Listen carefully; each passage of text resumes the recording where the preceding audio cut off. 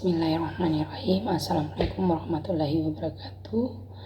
Nama saya Hamidah. Saya adalah salah satu dosen di Fakultas Kesehatan Masyarakat Universitas Muhammadiyah Palu. Perkenankan saya menyampaikan deskripsi mata kuliah yang saya ampuh, yaitu mata kuliah dasar kesehatan reproduksi dan kesehatan ibu dan anak. Sebelum saya memberikan mata kuliah, kami melakukan kesepakatan dulu dengan mahasiswa, yaitu berupa kontrak pembelajaran yang harus dipatuhi dan ditaati. Yang pertama adalah mahasiswa masuk 5 menit sebelum pembelajaran dimulai dan masa dispensasi 10 menit. Apabila mahasiswa melanggar poin 1, maka mahasiswa harus mengambil surat keterangan permohonan untuk mengikuti mata kuliah.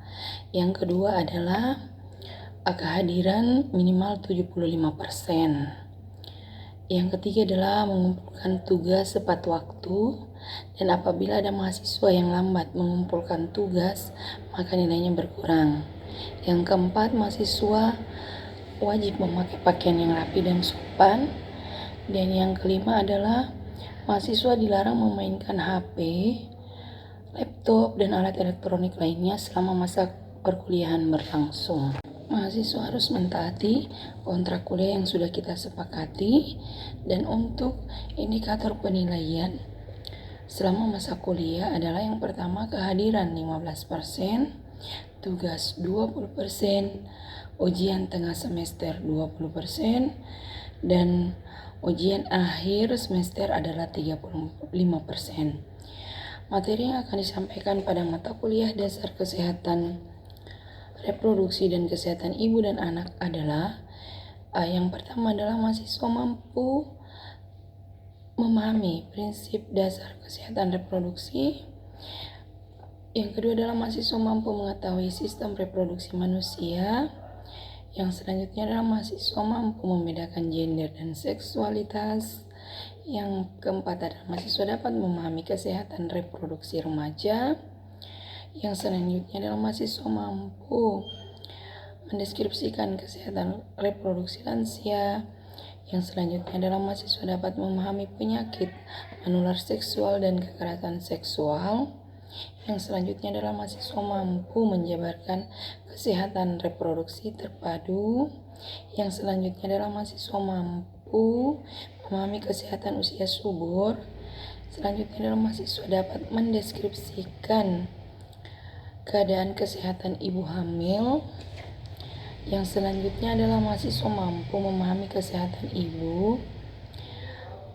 Yang selanjutnya adalah mahasiswa mampu menjelaskan kesehatan ibu atau postpartum. Yang selanjutnya adalah mahasiswa mampu mengorganisir kesehatan neonatal, bayi dan anak balita.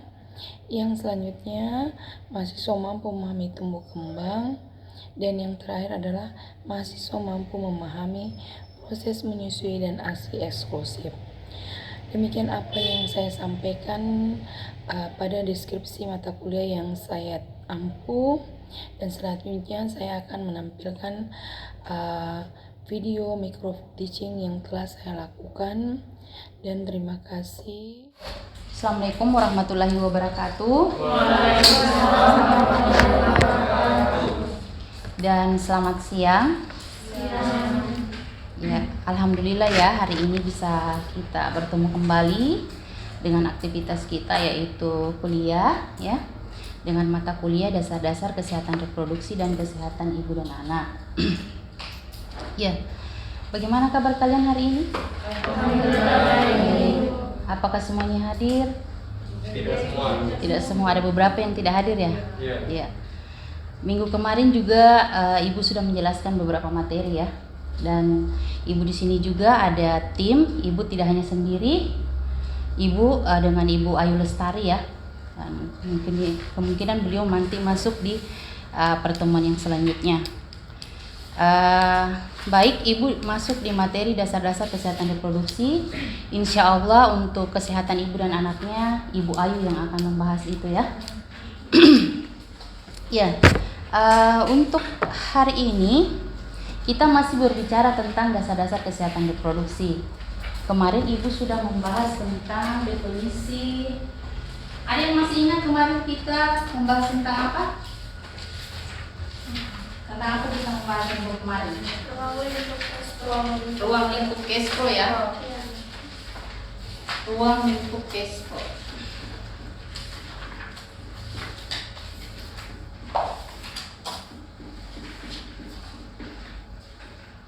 Ya, tentang apa semua yang kita bahas kemarin?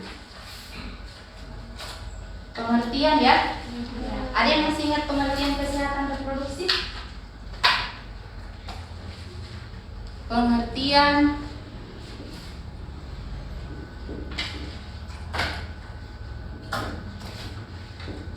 Ibu singkat saja ya, Kesko ya. Kesko. Ya. Ada yang masih ingat pengertian? Kemarin kan Ibu sudah singgung. Sehat. Sehat apa? Ya, sehat fisik, mental, dan sosial.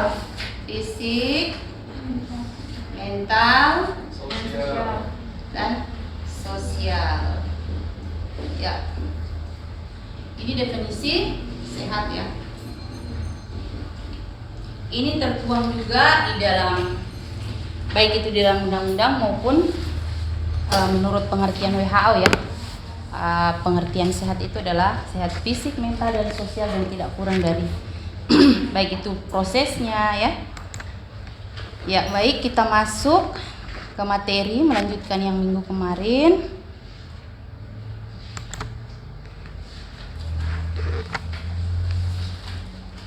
Ya. Bisa dilihat ya? Bisa. Oke.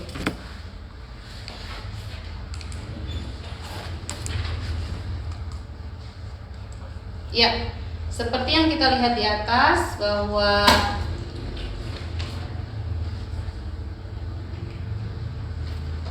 kenapa kesehatan reproduksi itu sangat penting ya? Kita bicarakan, kita bahas, kita harus tahu. Kenapa?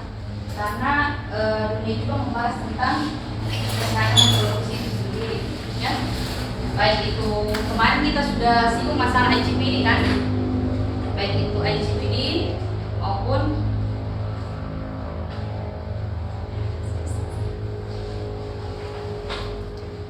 baik itu IGPD, WHO, semua itu sudah membahas tentang kesehatan reproduksi.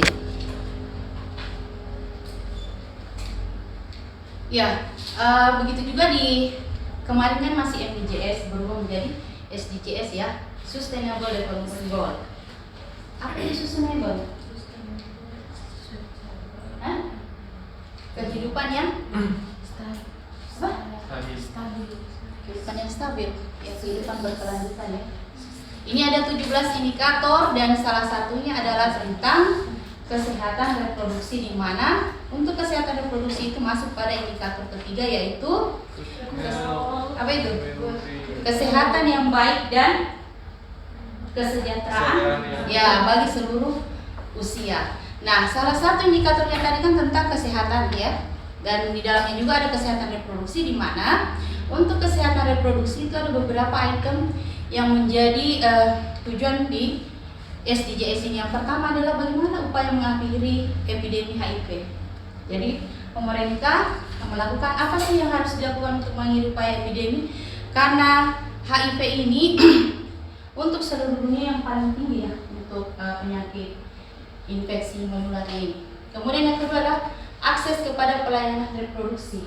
Bagaimana akses pelayanan reproduksi yang baik sehingga masyarakat bisa menerima ya semua kalangan. Karena tadi di sini dikatakan bahwa sehat yang baik dan kesejahteraan bagi semua usia, baik itu anak-anak, remaja, lansia ya. Kemudian yang ketiga adalah pendidikan dan informasi kesehatan seksual. Ini bisa diberikan baik itu di SD, SMP, SMA seperti kalian sekarang ini, dan disesuaikan dengan karakter masing-masing. Jadi kita harus menyesuaikan juga di dalam memberikan pelayanan penyuluhan kah itu pada SD, pada SMP kah, pada SMA kah, jadi disesuaikan usianya ya. Karena tidak sama semua pemahaman tingkatan anak-anak ya, beda-beda. Kemudian reproduksi pada wanita dan remaja. Nah, ini dikhususkan lagi kepada kita wanita. Ya, seperti yang minggu kemarin Ibu jelaskan bahwa untuk kesehatan reproduksi ini paling banyak ke wanita. Ya, lanjut. Ya, ini tadi sudah kita bahas juga ya tentang pengertian kesehatan reproduksi. Itu ada di Undang-Undang Nomor 36, ada juga di Permen, itu juga WHO ya. Jadi intinya kesehatan reproduksi adalah kesehatan mental dan sosial secara utuh ya, dan tidak adanya penyakit atau gangguan ya, baik sistem reproduksinya maupun fungsinya. Jadi semua berjalan dengan baik. Nah, inilah ruang lingkup kesehatan reproduksi menurut ICPD ya. Kemarin Ibu sudah jelaskan bahwa ini ICPD adalah pertemuan 180 negara di Mesir ya, tepatnya di Kairo. Mereka membahas beberapa item tentang kesehatan. Di sini adalah 10 ya. Yang pertama adalah kesehatan ibu dan bayi baru lahir, tentang KB, pencegahan dan penanganan infertilitas, pencegahan dan penanganan komplikasi keguguran, pencegahan infeksi, ya, kesehatan seksual, kekerasan seksual, deteksi dini untuk penyakit kanker dan kanker serviks, kesehatan reproduksi remaja, dan kesehatan reproduksi lanjut usia dan pencegahan praktek yang membahayakan. Nah, kemarin juga sudah ada beberapa yang kita singgung pada pertemuan pertama ya. Dan ini adalah beberapa item yang dihasilkan pada saat kongres ICPD di Kairo. Dan ini ada beberapa item yang akan kita bahas nanti di dasar kesehatan reproduksi. Ya baik, kita masuk di masalah-masalah kesehatan reproduksi. Atau ada yang mau ditanyakan dulu sebelum Ibu lanjut? Ada yang ingin bertanya? Belum, kita lanjut ya. Nah, seperti yang kita lihat di atas, di slide di atas, bahwa masalah kesehatan reproduksi mencakup area yang lebih luas ya, di mana masalah tersebut dapat kita kelompokkan sebagai berikut. Yang pertama adalah masalah reproduksi. Ya, masalah reproduksi ini di sini dimaksudkan apakah tidak bermasalah ya. Misalnya suami istri yang sudah menikah, apakah bisa menghasilkan anak ya, atau tidak. Nah, kalau dia tidak bisa menghasilkan anak, apakah ada gangguan? Nah, itu lagi merupakan masalah untuk kesehatan reproduksi ya. Kemudian yang kedua adalah masalah gender dan seksualitas. Nah, ini sering terjadi juga di masyarakat kita ya. Apa ini gender?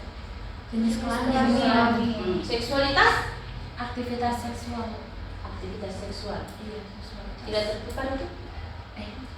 Gender, ya semuanya. Gender ini adalah kalau kita berbicara tentang sepintas laut kita berbicara bahwa oh itu tentang jenis kelamin ya, perempuan dan laki-laki. Tapi intinya di sini gender adalah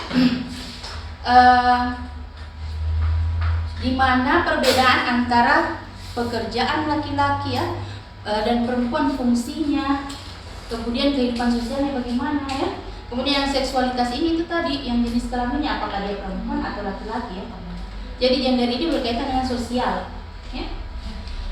Perempuan dan laki-laki, di mana biasa dibedakan bahwa pekerjaan itu hanya bisa dikerjakan oleh laki-laki ya. Misalnya kalau apa ya, kayak kuli kan, pekerjaan itu hanya bisa, biasa kita beranggapan bahwa itu hanya bisa digunakan dan dilakukan oleh laki-laki. Tidak salah kalau ada perempuan yang ingin melakukan itu. Kemudian mungkin di kantor-kantor biasa juga ada sebuah pekerjaan yang tidak bisa perempuan tidak bisa mengerjakan itu karena alasan bahwa dia tadi itu perempuan. Kemudian masalah yang berkaitan dengan kehamilan yang tidak diinginkan. Ini mungkin adakah remaja yang mengalami ini apa istilahnya hamil di luar nikah ya, itu bisa merugikan juga baik itu untuk dirinya maupun keluarganya karena pasti akan berefek ya. Kalau dia sudah hamil di luar nikah, maka semuanya akan terganggu. Dan baik itu fisiknya, mentalnya, sosialnya semua akan terganggu ya. Kemudian masalah kekerasan dan perkosaan terhadap perempuan. Ini masih banyak sekali ya. Di mana-mana, mau di kota, mau di luar kota mau di pedesaan itu masih banyak sekali. Kemudian yang kelima adalah masalah penyakit yang ditularkan melalui hubungan seksual, ya. Jadi yaitu makanya disarankan bahwa hubungan yang baik itu, hubungan yang sehat itu adalah hubungan yang sah, ya, bukan yang tidak sah. Kemudian masalah pelacuran ini juga masih sangat-sangat besar untuk kita, karena masalah pelacuran ini di mana-mana ada, ya. Di kota besar, di kota kecil itu semua ada. Dan ini tinggal bagaimana kita sebagai mahasiswa, sebagai masyarakat untuk bisa melakukan hal yang terbaik dan tidak terjerumus ke hal-hal yang negatif, ya. Kemudian masalah sekitar teknologi, banyaknya sekarang fasilitas yang bisa yang bisa kita gunakan. Ada beberapa juga yang kadang karena teknologi ini bisa berakibat buruk. Mungkin juga ada beberapa yang bisa berdampak, misalnya nonton film yang tidak sesuai dengan usia, ya. Seperti yang sekarang, apa sih yang mereka tidak bisa gunakan? Anak-anak bisa mengakses HP begitu, ya. Begitu saja dengan taruh begini saja bisa langsung gunakan. Apa yang mereka inginkan bisa mereka lihat, dan itu bisa berakibat buruk kepada pertumbuhannya, ya. Anak-anak yang seharusnya belum mengkonsumsi atau melihat video-video tersebut, mereka bisa melihat secara langsung. Nah, selanjutnya ada yang ingin bertanya dulu? Ibu silakan, 1 atau 2 orang sebelum kita lanjut. Ada? Tidak ada? Silakan, Dilon. Kan Bu, masih ada cukup banyak orang-orang tua di luar sana tuh yang menganggap pembahasan soal kesehatan reproduksi itu kayak sebagai hal yang tabu atau vulgar seperti itu. Jadinya anak-anaknya yang remaja itu karena tidak pernah dapat pembahasan itu dari orang tuanya, dia tidak tahu tentang itu. Jadi bagaimana solusinya supaya anak-anak ini dengan orang tuanya juga mengerti kalau pembahasan tentang itu memang penting sebenarnya. Ya, ini juga merupakan suatu masalah, ya, untuk memediasi bagaimana sih anak-anak itu bisa mengetahui apa sih itu tentang kesehatan reproduksi, ya. Nah, kadang juga itu menjadi masalah yang tabu untuk kita untuk berdiskusi dengan orang tua, apa sih perubahan yang terjadi dalam tubuh saya. Nah, alangkah baiknya untuk sekarang ini kita tidak ada lagi masalah maksudnya kesenjangan, ya, antara anak-anak dengan orang tua untuk berdiskusi tentang kesehatan reproduksi, tapi dengan menyesuaikan usia mereka, ya. Mulai sekarang kita bisa mulai memberikan pengarahan, ya, memberikan contoh. Oh, seperti ini yang harus kamu lakukan, misalnya di saat menstruasi. Kalau kalian menstruasi itu minimal untuk mengganti pembalut bagi perempuan, ya, minimal itu 2 kali, ya. Lebih banyak lebih bagus. Begitu juga jangan menggunakan lebih banyak memakai panty liner, itu juga berbahaya untuk alat reproduksi kalian. Jangan terlalu banyak memakai pembersih, nah itu juga sangat berbahaya, ya. Jadi kita memberikan sedikit ini pengertian yang bisa mereka langsung tangkap. Begitu juga pada laki-laki, kalau misalnya dia sudah mimpi basah, berarti dia sudah harus mulai merawat dirinya juga, ya. Begitu juga dengan alat-alat reproduksinya, mereka tidak boleh terlalu memakai pakaian yang ketat, membersihkan, mengganti pakaian dalam minimal 2 kali sehari, ya, minimal, ya. Berarti kalau maksimal lebih baik. Jadi mungkin seperti itu, tidak ada lagi, maksudnya kita sebagai orang tua, kita sebagai kakak, kita sebagai mahasiswa yang nantinya akan ke lapangan, jadi kita berusaha bagaimana caranya bisa memperkenalkan hal-hal yang masyarakat menganggap tabu, ya. Ada lagi? Ya, silakan, Dek.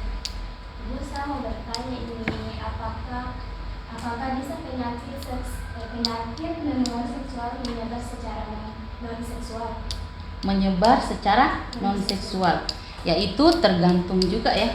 Tapi memang bisa, apalagi kalau misalnya yang kena HIV, ya, itu kan dia penularannya bisa juga melalui jarum suntik, ya, bisa jarum suntik paling besar itu ininya, apalagi yang suka ngedrugs, ya. Mungkin kita tidak tahu salah satu teman kita sudah tertular penyakit itu dan gantian pakainya, pasti akan tertular. Jadi seperti itu. Ada lagi? Kalau tidak ada, kita lanjut.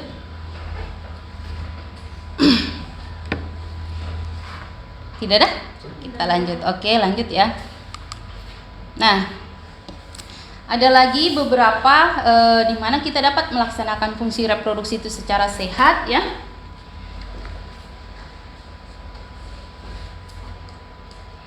Di sini ada beberapa item ya untuk bagaimana sih seseorang yang dikatakan sehat itu. Nah, yang pertama adalah tidak adanya kelainan anatomis dan fisiologis baik pada perempuan maupun laki-laki. Jadi maksudnya di sini dari segi luar kita ya, susunan struktur kita mungkin semuanya lengkap ya, dari kepala sampai kaki. Kemudian bagian dalam tubuh kita, sistem reproduksi kita semuanya lengkap. Nah, yang kedua, laki-laki maupun perempuan memerlukan landasan fisikis yang memadai agar perkembangan emosinya berlangsung dengan baik. Nah, kenapa tadi ini dikatakan bahwa sehat itu sehat fisik, mental, dan sosial? Karena ini 3 item ini saling berkesinambungan. Walaupun fisik kita sehat, tapi kalau mental kita terganggu tidak akan berjalan dengan baik ya. Nah, kemudian setiap orang hendaknya terbebas dari kelainan atau penyakit, baik langsung atau tidak langsung, mau itu IMSK atau penyakit menular yang lainnya. Kemudian seorang perempuan hamil memerlukan jaminan bahwa ia akan dapat melewati masa tersebut dengan aman. Jadi khususnya ini sistem siaga. Jadi perempuan lagi. Lebih banyak memang kita berbicara tentang perempuan untuk kesehatan reproduksi ya. Tidak mengucilkan laki-laki ya. Ini untuk gambaran dan pendidikan untuk kalian ke depannya. Oh, ternyata perempuan itu berat juga apa yang mereka harus lewati. Jadi kita sebagai laki-laki sudah ada pandangan, oh ini yang harus saya lakukan. Lanjut. Nah, ini ada beberapa hak yang dihasilkan di Kairo ya. IGPD tadi itu yang di awal Ibu singgung bahwa di mana ada beberapa hak-hak yang mereka hasilkan. Ada 12 ya. Yang pertama adalah hak mendapat informasi dan pendidikan kesehatan reproduksi. Dan ini salah satunya sudah kita lakukan di dalam kelas. Yang mungkin di tingkat SD juga bisa, SMP bisa, SMA juga bisa, dan di kalangan lansia juga masih ada. Nah, nomor 2, hak mendapatkan pelayanan dan perlindungan kesehatan reproduksi. Semua ini membutuhkan ya. Yang ketiga, hak kebebasan berpikir tentang pelayanan kesehatan reproduksi. Ini bagaimana caranya kita, apalagi yang sudah berkeluarga ya, apa yang harus saya lakukan untuk kesejahteraan atau kesehatan di dalam, apakah saya hamilnya berjarak atau tidak ya, apakah saya hanya butuh 2 anak atau lebih. Nah, yang keempat, hak untuk dilindungi dari kematian karena kehamilan. Jadi kenapa kesehatan reproduksi itu tidak bisa terpisah dari kesehatan ibu dan anak karena saling berkaitan ya. Kemudian hak menentukan jumlah dan jarak kelahiran anak. Nah, ini perempuan dan laki-laki yang sudah sah secara ini baik secara agama maupun negara, mereka bisa menentukan berapa jumlah anak yang akan mereka inginkan, apakah 2, 3 atau lebih. Jadi kita bisa menentukan ya. Kemudian hak atas kebebasan dan keamanan berkaitan dengan kehidupan reproduksinya. Jadi itu yang ke-6. Lanjut. Nah, yang ke-7, hak untuk bebas dari penganiayaan ya. Ini banyak juga terjadi pada kaum perempuan, tidak hanya kaum perempuan. Sekarang pedofil banyak juga berjalan ya, untuk anak-anak usia masih belum balik, itu kan istilahnya pedofil, gangguan pada seseorang yang menyukai anak-anak yang belum balik ya, itu pedofil istilahnya. Nah, bukan hanya pada ini, perempuan juga banyak ya pelecehan, baik itu dari orang dalam maupun orang terdekat. Jadi kita harus berhati-hati. Ya, hak mendapatkan manfaat kemajuan ilmu pengetahuan yang berkaitan dengan kesehatan reproduksi. Nah, mungkin kalian bisa browsing, tapi di tempat yang bertanggung jawab, jangan sembarang browsing ya. Mungkin bisa ikut penyuluhan atau bisa ikut LSM tentang kesehatan, gabung di situ ya. Kemudian hak atas pelayanan dan kehidupan reproduksinya. Ke-10, hak untuk membangun dan merencanakan keluarga bagi yang sudah ini ya. Saya menikah di usia berapa? Apa yang harus saya siapkan dulu sebelum menikah? Jadi seperti itu. Yang ke-11, hak untuk bebas dari segala bentuk diskriminasi ya. Ini kadang kalau orang tua dulu kan berpikir bahwa yang sekolah itu laki-laki, perempuan tetap di rumah. Itu salah satu diskriminasi dalam bentuk keluarga ya. Perempuan didiskriminasi bahwa kau di rumah saja, tidak perlu sekolah. Yang perlu sekolah itu laki-laki. Tapi untuk sekarang mungkin diskriminasi seperti itu sudah berkurang ya. Kemudian hak atas kebebasan berkumpul dan berpartisipasi dalam politik yang berkaitan dengan kesehatan reproduksi. Mungkin ada LSMK yang berbahas tentang kesehatan atau ada kegiatan-kegiatan seminar tentang kesehatan, itu bisa kita ikuti. Nah, selanjutnya adalah faktor-faktor yang mempengaruhi kesehatan reproduksi ya. Ada 4 faktor. Yang pertama adalah sosial ekonomi ya, di mana pendidikan di sini juga mempengaruhi, itu juga dengan tingkat kemiskinan. Apabila ini tidak terpenuhi, pendidikannya tidak terpenuhi, kemudian masuk dalam kategori ini ya, aturan itu kadang untuk penyampaian kesehatan reproduksi itu mengalami hambatan. Kemudian yang kedua adalah faktor budaya dan lingkungan. Ini tadi terkait dengan hak-hak LGBT juga tidak membahas kan, bahwa di mana perempuan kadang didiskriminasi dan persepsi masyarakat bahwa banyak anak banyak rezeki, karena orang tua itu berpikir banyak anak banyak yang membantu mereka ya, mau kerja di ladang, mau kerja di sawah, itulah prinsip mereka. Tapi ini sudah mulai berangsur ini juga. Yang ketiga, faktor psikologis ya, ini merasa rendah diri dan mendapatkan tindakan kekerasan di rumah. Ini juga sangat berbahaya bagi, apalagi kalau anak-anak yang ini ya, yang sudah mendapatkan kekerasan seksual, baik itu laki-laki maupun perempuan, kadang ada trauma tersendiri yang mereka alami sampai terbawa sampai dewasa. Kemudian yang keempat adalah faktor biologis, cacat sejak lahir dan kelainan organ reproduksi. Ini juga merupakan faktor bahwa kesehatan reproduksi itu tidak berjalan dengan baik. Jadi ada 4 ya, faktor sosial, budaya, psikologis, dan biologis.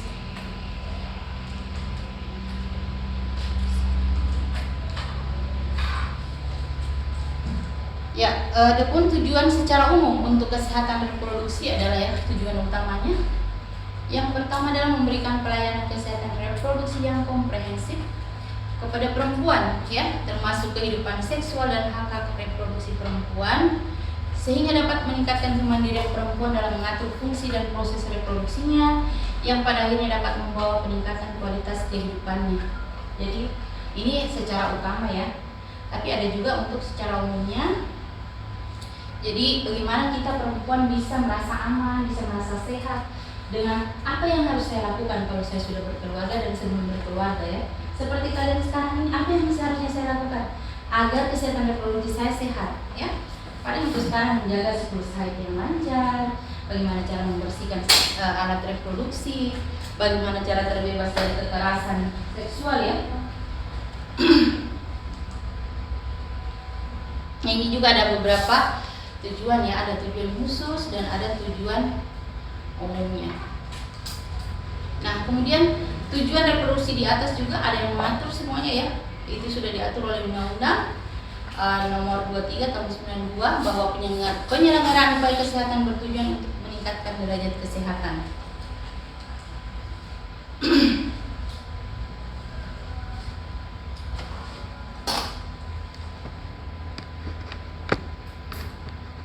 Nah, yang pertama adalah di mana ada beberapa masalah yang dialami dalam pelaksanaan program kesehatan reproduksi ya. Yang pertama adalah untuk melakukan edukasi, apa yang harus kita perhatikan kalau kita melakukan penyuluhan ya, melakukan edukasi tentang kesehatan, apa yang harus kita perhatikan? Yang pertama adalah keterpaduan ya, maksudnya di sini keterpaduan, keterkaitan antara materi yang akan kita berikan dengan kehidupan faktual masyarakat sekitar. Kemudian yang kedua, mutunya, apa yang kita harapkan. Jadi kita sebelum melakukan edukasi, kita melihat dulu tujuan apa yang ingin kita capai sebenarnya dari edukasi ini ya. Kemudian media apa dan jalur bagaimana yang akan kita gunakan untuk menarik masyarakat. Kan tidak sama kalau kita memberikan penyuluhan kepada SD, kepada SMP, kepada SMA ya. Bagaimana caranya mereka bisa mengerti, karena anak SD juga kadang mereka masih perlu pemahaman yang sangat mendalam ya. Jadi bagaimana kita menyesuaikan dengan karakteristik masing-masing yang akan menerima edukasi kita. Kemudian yang keempat adalah efektif, di mana efektif yang kita maksud ini misalnya kita memberikan modul ya, pada modul tentang kesehatan kepada anak SMP. Kira-kira modul itu bisa digunakan apa tidak untuk di tingkat SMP? Jadi kita lihat tujuannya itu apakah barang ini efektif merubah perilaku dan pengetahuan mereka yang sebelumnya mereka tidak tahu menjadi tahu. Nah, kemudian dilaksanakan secara bertahap. Ini juga merupakan item yang tidak bisa kita lewati. Bertahap, ya, tidak hanya satu kali dan berulang. Kemudian memperhatikan kepuasan atau tujuan kita tadi. Apa sih yang ingin kita capai? Kemudian yang keenam, menyenangkan. Jangan sampai di saat kita memberikan edukasi, masyarakat atau yang menerima edukasi kita itu tidak bersemangat, ya, tidak mengerti apa sih apa yang dilakukan orang di depan. Jadi bagaimana caranya kita menarik perhatian orang-orang yang akan kita berikan edukasi. Nah, yang ketujuh adalah berkesinambungan. Jadi kita melihat apakah setelah kita melakukan edukasi, kita cek masyarakat tersebut, kita beri pertanyaan apakah mereka sudah mengerti dengan beberapa item yang sudah kita jelaskan tadi, ya. Kemudian beberapa masalah yang dialami dalam pelaksanaan program kesehatan reproduksi tadi. Nah, ini bukan hanya di tingkat kesehatan reproduksi, ya. Ibu kira di mana-mana pun ini menjadi suatu masalah. Yang pertama adalah tingkat pengambil keputusan. Ini kebijakan, ya, baik itu pemerintah daerah maupun pusat itu. Ini kadang kita di sini juga terkendala, ya. Kemudian koordinasinya. Misalnya di kota sudah mengiyakan, ya, tapi di daerah belum, ya, karena mungkin daerah terhambat dengan mungkin kearifan lokal masyarakat sekitar. Kan ada biasanya masyarakat yang tidak membolehkan, oh jangan ada seperti itu karena di adat kita tidak boleh ada hal seperti itu, ya. Itu lagi merupakan kendala juga. Kemudian kebijakan otonomi daerah ini juga menjadi kendala, ya. Kalau misalnya daerah tidak ini, kita sudah mau melakukan tapi tidak ada fasilitas dan tidak ada izin, maka itu juga merupakan kendala. Kemudian tingkat pelaksanaan. Nah, ini juga tingkat pelaksanaan juga kalau tidak dikoordinir dengan baik maka juga akan menjadi masalah. Yang kelima adalah pencapaian indikator. Itu yang Ibu bilang di awal tadi, apa sih yang ingin kita capai dari edukasi atau pelaksanaan tentang kesehatan, apa yang ingin dicapai? Ada yang ingin ditanyakan? Belum? Silahkan. Jadi saya bertanya, Ibu, mengapa wanita rentan terkena penyakit menular seksual itu? Ya, kenapa wanita rentan terkena penyakit menular seksual? Mengapa kira-kira? Ya, karena kita perempuan, baik itu dari sistem reproduksinya, baik ya fungsi dan ininya, ya, prosesnya itu sangat-sangat sensitif. Jadi kenapa kita ini? Karena apa? Kita tidak tahu, ya. Orang yang kita ajak, sudah itu Ibu bilang tadi, kehidupan seks yang sehat dan bahagia itu adalah dengan yang apa? Dengan yang sah, ya. Jadi kalau berhubungan dengan yang belum sah itu kita tidak tahu efeknya. Jangan sampai dia membawa penyakit tapi kita tidak tahu.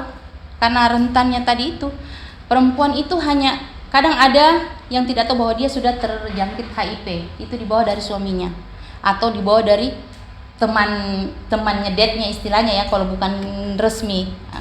Itu maka kita dilarang untuk kaum pria, silakan jangan jajan di luar, ya, di stop, jangan suka ini, karena berbahaya juga. Kita tidak tahu apakah di luar itu aman atau tidak, ya. Jadi memang perempuan di mana-mana itu sangat rentan, baik itu dari masih kecil sampai ini, ya, mereka masih tidak luput dari yang namanya masalah tentang kesehatan reproduksi. Ada lagi? Kalau tidak ada, kita lanjut. Nah, ini adalah siklus, ya, peningkatan kualitas hidup penduduk melalui pendekatan siklus hidup. Ini program ini sudah dilaksanakan juga oleh BKKBN dan mungkin mereka sudah menerapkan, tinggal kita masyarakat apakah kita mau melakukan atau tidak, ya. Nah, di sini mungkin kita bisa lihat dulu. Kalau yang orange ini adalah keterangan bahwa dia itu perempuan, ya. Nah, kalau yang putih ini itu bisa untuk perempuan dan laki-laki. Nah, di sini kita masuk dulu. seperti kalian sekarang ini remaja ya. Ya, remaja.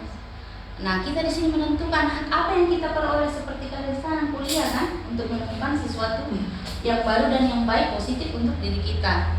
Setelah melewati masa ini, kita membentuk bahwa oh saya sudah siap untuk menikah. Jadi kita sudah menikah di sini dan ada beberapa proses yang terjadi di sini ya. Menikah perempuan dan laki-laki, apakah kita memutuskan untuk KB atau tidak ya. Nah, itu intervensinya untuk pemerintah membentuk intervensi KB yang bisa dilakukan untuk mengatur jarak kelahiran anak ya. Kemudian di sini ada konsepsi, itu yang bisa melakukan konsepsi atau kehamilan hanya perempuan ya. Nah, di sini warnanya hanya perempuan. Nah, kemudian proses kehamilan. Nah, di hamil ini juga ada beberapa intervensi yang dilakukan oleh ibu hamil ya. Baik itu minum pil, rajin kontrol ke rumah sakit atau puskesmas atau bidan terdekat ya. Nah, selama fase ini banyak yang dilewati oleh ibu hamil, kemudian melakukan proses melahirkan ya. Ada lagi bayi juga banyak intervensi yang harus dilakukan pada bayi ya. Ada itu ASI eksklusif, kemudian pemberian vaksin ya, baik itu polio, campak. Jadi di sini semua proses itu terjadi. Nah, setelah bayinya lagi besar, maka dia masuk dalam PAUD ya. Ini baik itu laki-laki maupun perempuan. Nah, di sini juga di PAUD mereka juga sudah mulai bermain ini ya, bermain, mengenalkan warna atau apa semua. Berlanjut lagi ke TK, siklus selanjutnya adalah TK. Nah, di TK juga ini juga siklusnya sudah mulai meningkat. Yang tadinya PAUD itu mereka hanya mulai mengenal, ini sudah mulai banyak melakukan apresiasi atau keluar ya.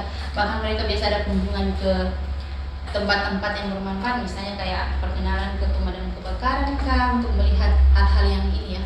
Kemudian nah, di TK ini juga banyak proses. Setelah TK ada SD. Di SD juga ada beberapa intervensi untuk diberikan kepada anak-anak. Mungkin ada vaksin ya, ada rubella, ada beberapa vaksin yang diberikan kepada anak SD. Nah, kemudian SMP begitu juga, ada juga intervensi apa yang mereka harus lakukan. Mungkin sudah ada penyuluhan di sini dari SD tadi sudah ada penyuluhan tentang kesehatan ya.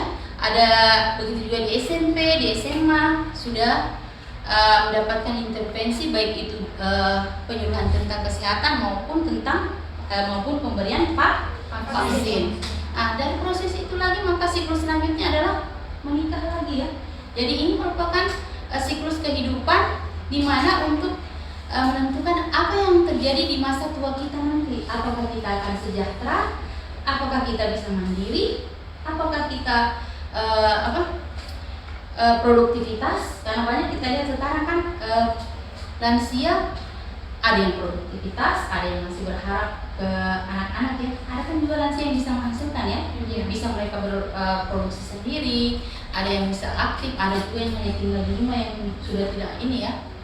Nah, inilah siklus kehidupan yang pasti akan dilewati setiap manusia ya. Dan ini tinggal kita apakah intervensi itu akan kita lakukan atau tidak untuk mencapai hari tua yang mandiri dan produktivitas dan sehat. Oke, mungkin ada yang ingin bertanya. Karena hari ini sampai di sini dulu.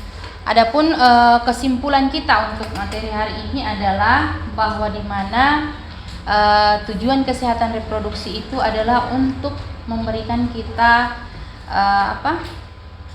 pedoman atau pegangan apa sih yang harus kita lakukan untuk menuju kehidupan yang bahagia dan sehat di masa mendatang ya. Tinggal kalian menentukan apakah kita melakukan intervensi itu dengan baik atau tidak ya. Dan ibu berharap nanti ada beberapa tugas yang akan ibu berikan. Insya Allah akan ibu upload di grup ya. Nanti ibu akan bagikan apa yang harus kalian lakukan di situ, dan semoga apa yang ibu jelaskan hari ini bisa bermanfaat dan ada yang bisa ditangkap. Dan ibu mohon maaf apabila ada kekurangan. Dan ibu akhiri untuk pertemuan pada hari ini. Assalamualaikum warahmatullahi wabarakatuh dan selamat sore. Waalaikumsalam.